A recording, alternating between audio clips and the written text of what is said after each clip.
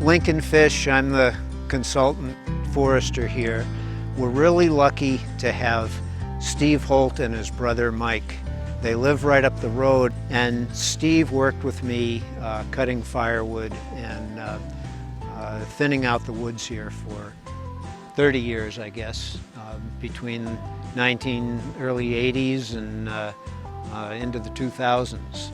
He has the greatest sugar house where you can get breakfast during late February and March right up the road here, Steve's Sugar Shack, which you should all go see.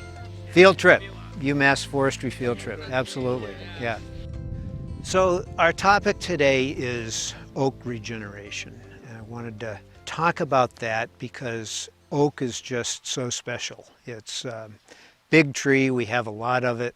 It is so important for wildlife and habitat, and it is supreme in value when you compare it to the lumber of other hardwoods, other native hardwoods. During an acorn year, it's like the basis of the whole food chain out in the woods. Everything wants to eat acorns. Its foliage supports more species of caterpillars than any other tree in our native forest, so a bigger diversity of caterpillars. And they grow so big and so dependably, they sequester a whole lot of carbon that would otherwise float around in the air and probably make us too warm. The bad news is when you look around in the woods, both on managed property and forever wild unmanaged property, there's no oak regeneration. You know, it just is hard to grow under today's conditions. It doesn't like the shade very much. It's shade intolerant, so you won't find it on shady, unmanaged lots. And too often, after harvest, other trees, other species will come in and dominate the site, and oak won't really be an important part of the mix. So we want to do what we can to replace the trees we cut. And when we harvest oak, we want to do whatever we can to make sure oak is going to be there in the future.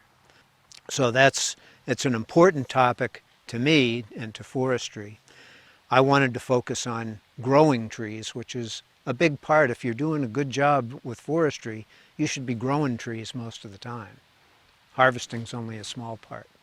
If you look out there, can anybody pick out the oak regeneration? Yeah. Yep. If you want to see oak and know where it is on the landscape, middle of October to the middle of November, the leaves are still hanging on, whereas most of the other tree species are going to have dropped their leaves by then. In January, when all the leaves are gone and it's just sticks, it's going to be hard to pick out the oak. Or if you come here in July, when everything's green with leaves, it's going to be hard to pick out the oaks. If I'm honest with you, I have to confess that I don't really have a formula that I'm confident putting into place where I'm going to get oak regeneration after my harvest every time. It's a bit science, it's a bit art, and it's luck. And it looks like we hit it, all three of them here. We did a harvest here in 2016, so 8 years ago. Steve did some work beforehand to prepare for this harvest. Starting in the 1980s, we thinned around the oaks and the pines, but the oaks especially. They grew into great big spreading crown, vigorous trees that produced just a rain of acorns during a big acorn year. And sure enough, in 2016, when we did the harvest, it was a big acorn year. You'd walk out here in the fall and it was like walking on marbles. You know, they were everywhere. And at that time, there were lots of big oaks all through here, which we have since harvested. After those acorns were everywhere, they got covered by some of the debris and the dirt by the harvest. They could stay away from the acorn eaters that way, and not all of them were found by the deer and the bear and the turkeys and other things that eat acorns. So a lot of them germinated. So I'm not going to pat myself on the back for establishing this oak regeneration, because a lot of it was luck. I will pat myself on the back, and this is a good skill for any forester to learn. You should really develop and tell other people that, all about the good things you've done. When we came back here in 2020, we did a management plan update, and we said, oh, there's young oak everywhere. And I sent Matt some pictures of that time taken in 2020. Yeah. We said, we're going to have to give it some more light if we want it to thrive.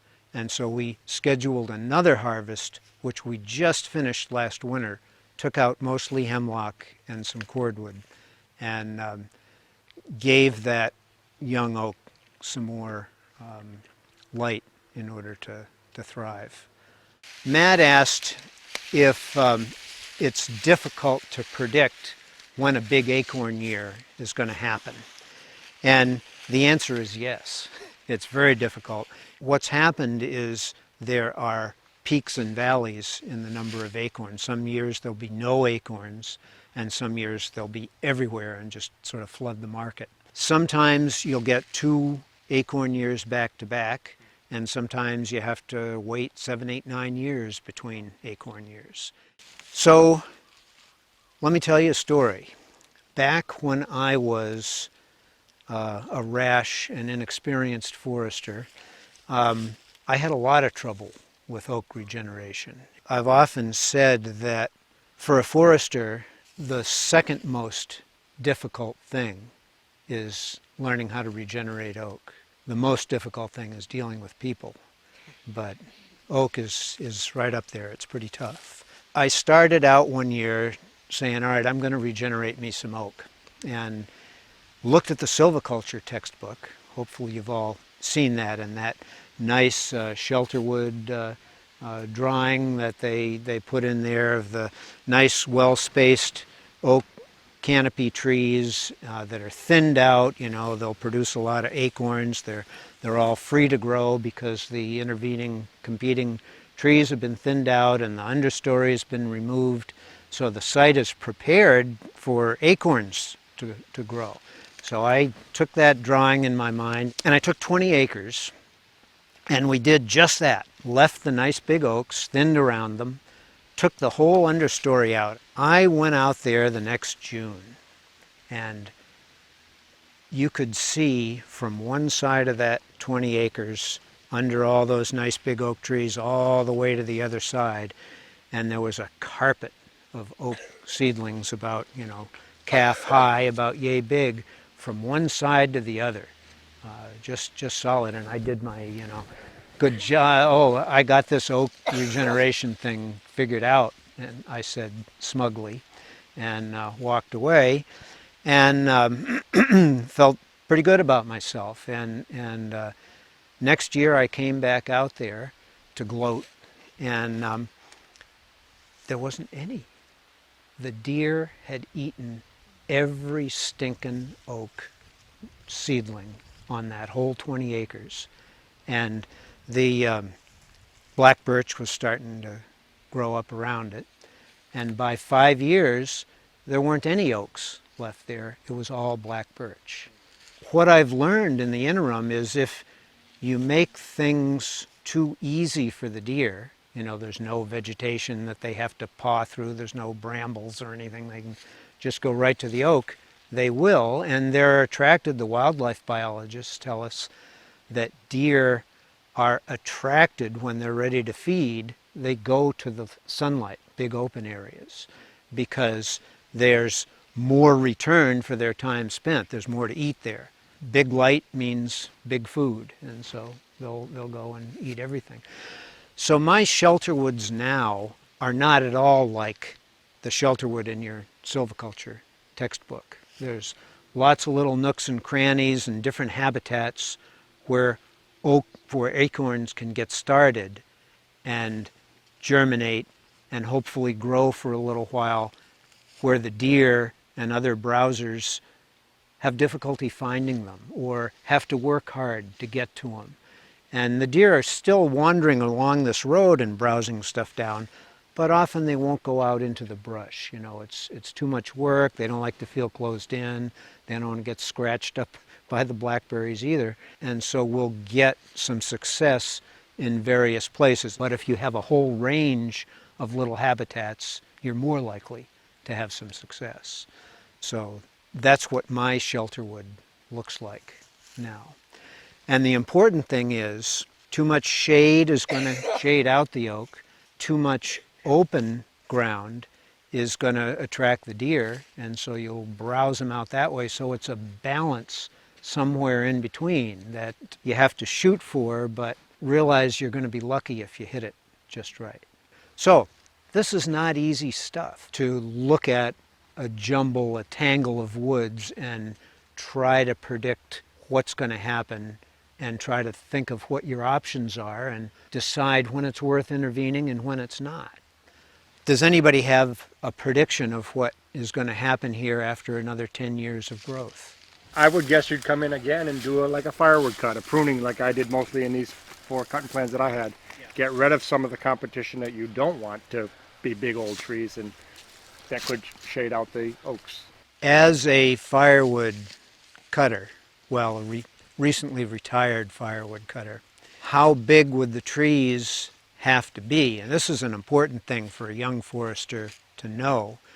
If you want to use commercial harvesting to do your forestry thinnings and manipulations and improvement work, you have to have a product there that's going to pay its own way out of the woods. How big do these things have to be before they'd be useful for firewood? For me, when I was running the processor at the end, you want to see 12, 14, 16-inch wood, because that's where you can make the most production per hour. So that's one option, is to grow this stand until the thinning work would pay for itself. And we could hopefully, I don't think there is anybody else like Steve Holt, but if we could find somebody like that, we might be able to get them out here and do the thinning. And we're probably 25 years away from that. Well, first of all, is there a problem? Do we have to intervene in this stand? I'm not sure that that's true. I mean, we'll probably get some of those oaks to join the canopy. There's a little oak that if we just leave the stand alone and nobody comes out here, there's a black birch to your left, ahead of you, and another one to your right that they already have a head start. They're going to grow much faster, and if that oak is still alive in 20 years, it's going to have grown up and crooked and grow out into the space that is this road, searching for light, and it's not going to be that nice straight oak that we would hope to see in a managed woodlot. So there'll be a lot of opportunities like that that we would miss if we wait for 25 years and wait for this to be a commercial possibility to sell the firewood. I think what we'd be leaning towards right now is to apply to the NRCS, familiar with that agency? Natural Resource Conservation Service. We can apply to them on behalf of the landowner, and that's one of the reasons I wanted Rye here today, to see this so he can make that application to the NRCS, because I think we have a good project here where we would get our woods crew, and that's where Matt comes in, and I'm glad he's here today too. Those guys would come out with saws and go and pick out places where there's a promising young oak sapling and just clear a little cylinder of air around them so that they have some light straight up to shoot for. Just to kind of summarize all this tangle and mess, it is a balance. And I think one of the problems with forestry, trying to learn forestry, is the observation and experience necessary to make sense of all this. It takes 30 years to figure out some of this stuff. And you poor young folks, your attention span isn't that long anymore. And so it's going to be a struggle to pay attention long enough to learn. I guess that's what forestry professors are for.